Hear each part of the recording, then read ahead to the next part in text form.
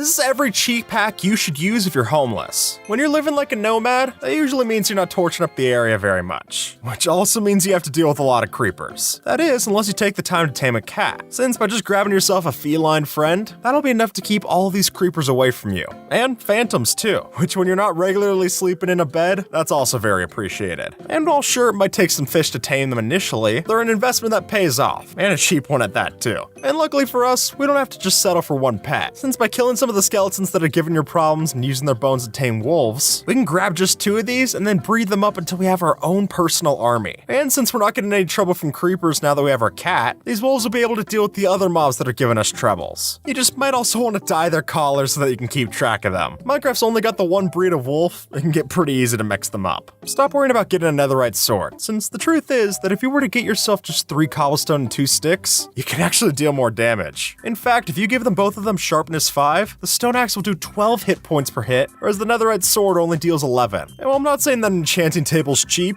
I will say it's a lot cheaper than a netherite sword, especially one that's also enchanted. So as long as you keep your distance from mobs and attack when your cooldown's gone down, I think you'll find this will be plenty well for you, especially on a game. When you've got a bed but you don't have a house, it can be tough to place it down without having monsters nearby. That is, if you're on land. Since strange as it may seem, if you take your bed and place it at the bottom of a body of water, then as long as there's no drowns nearby, you'll actually be able to sleep down there just the same. And none of the hostile mobs that were chasing you on land will be able to follow you down there. So then when you wake up and swim to the surface, you'll arrive with a whole bunch of zombies and skeletons burning in the air, which is all the reason that you should turn your bed into a riverbed, or at least place it on one. Sand is a useful resource, but digging up that sand is a tedious chore. So to solve that, don't waste your time or your shovel mining sand. Since the truth of the matter is that if you just place down a single block of TNT, you can easily collect a stack or more of sand with each explosion. And especially if you happen to cross a shipwreck chest or one of the structures like a desert temple, you'll have plenty of TNT anyways. So this will be a worthwhile trade-off. Instead of wasting your time to set up a furnace and getting the fuel to smelt your food, if you just carry around a sword and a flint and steel, you can get it done just the same. And with just that extra step of setting them on fire, we can one-hit kill it and get ourselves perfectly cooked pork chops and steak. There's a reason that speedrunners do this. And not to mention that once you get fire aspect on your sword, doing this is even easier. And you won't have to wait the 20 seconds per cooking each pork chop when you have it ready. Finding your way back out of a cave can be tough. And while leaving a path of torches is definitely possible, that's also burning through quite a bit of the coal that you're going down there to mine in the first place. So instead, silly as it may seem, we should actually bring down a snow golem. Now, hear me out. If you tie one of these to a lead, then we can drag it along and essentially create snow layers as a path to lead us right back out of the cave, which would be incredibly useful if you're mining so long that your pickaxe breaks down in the caves. Because while you can always dig up to get out of a cave, that's a lot tougher to do when you have nothing to dig with. And plus, the snow golem will also be able to throw off some snowballs and maybe keep some other mobs away from you down in the caves, giving you both a getaway and a ride or die.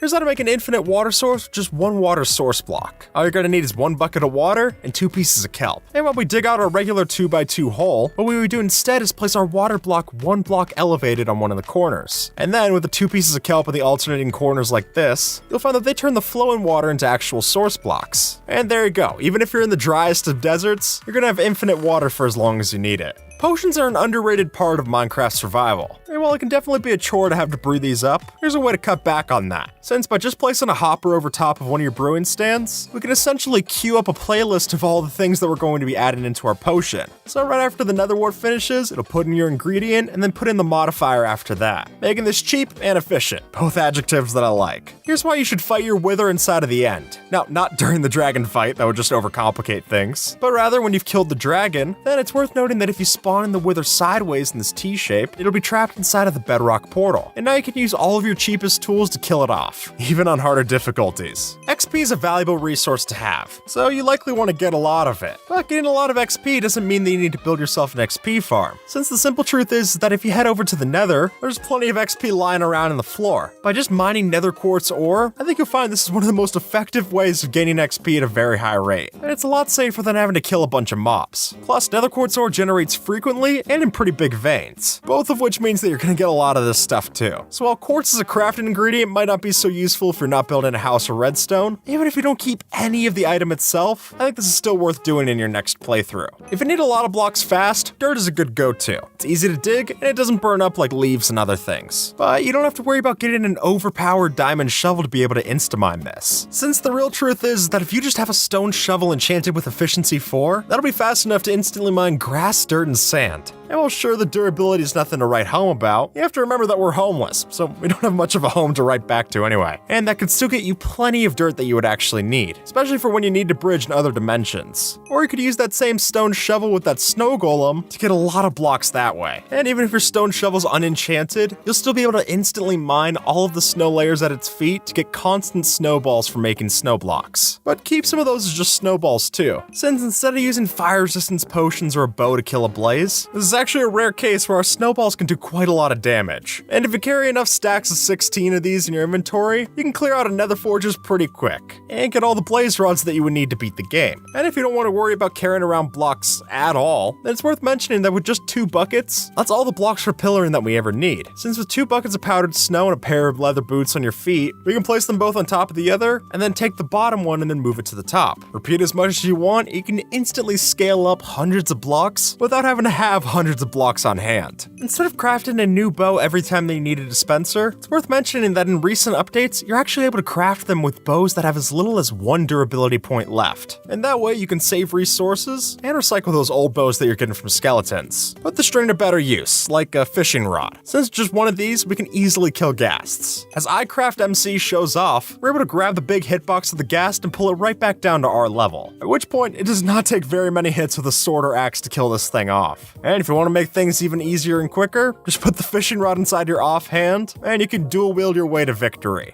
And hold on to that fishing rod when you go back to the overworld, since if it's raining, you've got the perfect opportunity to get yourself a bunch of loot and food. Since fact of the matter is, if you fish outside, that's already a benefit for fishing. And then when it's raining, that goes even higher. So even if you don't have fancy enchantments like Luck of the Sea or Lure on top of your fish rod, I think you'll find this does the job well enough to increase your rates. If you're trying to get a lot of leaves, then normally we would pick shears for that. But with that same 2 iron and a couple of sticks, I think you'll find that a hoe actually does the job much better. Now granted, you need to add silk touch to it, but even just having a hoe that's iron or above is enough to instantly mine through any leaves. Plus, you'll also find the hoe to be a useful tool for when you go down into an ancient city, or for even just grabbing hay bales on top of a village. Really, unless you're trying to get wool from a sheep, there's no reason to use shears instead of a hoe. It even has better durability too. Normally a night vision potion might seem excessive, but while you might not want to use one of these inside of a cave, you should try drinking one of these the next time you go to an ocean. Since with regular brightness settings, by drinking one of these, you can see straight through the ocean. And that gives you an easy, cheap way to find things like geodes, ocean monuments, and the real kicker, shipwrecks, which themselves can lead you to a lot of food, as well as a lot of buried treasure. And after finding enough of that, you won't have to worry about finding cheap hacks. You'll be pretty well to do. Since with just a few of these shipwreck maps, we can get ourselves the diamond tools without ever having to touch a cave. And then if you mix the diamonds that you're finding from these loot chests, as well as the obsidian that you might get from something like a ruined portal chest, you can have yourself a fully functioning enchanting table, and that way you can have fortune enchantments for when you actually want to go down strip mining. After all, if you're gonna do something, might as well do it right. Let's face it, rails aren't cheap. So instead of spending all of your iron ingots on just getting a couple of these, I think you'll have a much better time if you just take the time to mine some of these when you're down in a mine shaft. That way we could save our iron ingots for where they actually matter. Now, we've talked in the past about using moss as a way to clear through deep slate, and that's still true. With bone meal and a stone hoe, you can eviscerate the depths. But I want to add on another reason for why you should try this. Since while the moss is able to convert deep slate, it can't convert the ores. And just at that little sticking point, we're able to find the ores that might have generated down there much easier, which is great for diamonds, considering that those have a higher chance of generating underneath other blocks anyway. So when you can instantly mine away the blanket that the diamonds were sleeping under, that'll be a lot better for your time and for your pickaxe. And not to mention that just moss by itself is a really useful block. And as soon as we get our hands on this from something like a shipwreck chest, that gives us an easy path to have 10 new unique items that just come from one single block. Things like azalea and its variants, as well as oak wood, leaves, hanging roots, rooted dirt, all of that, just from one block.